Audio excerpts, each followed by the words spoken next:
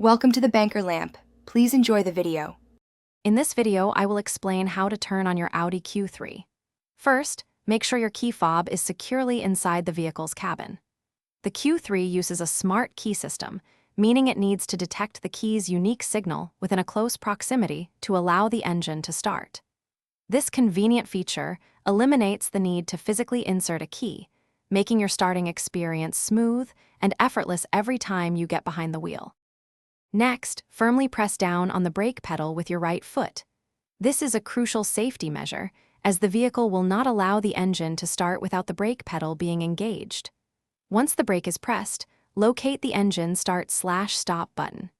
This button is usually found on the center console, often near the gear selector, and is clearly marked for easy identification.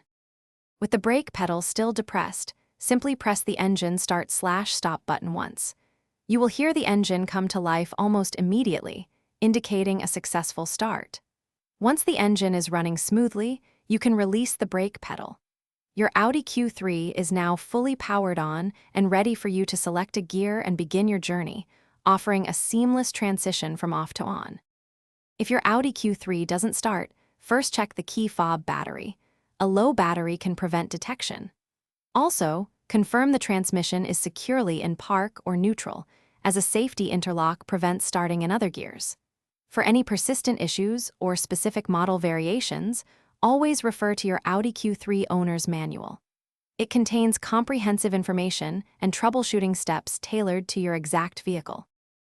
Thanks for watching. If this was helpful, leave a like and consider subscribing. See you next time.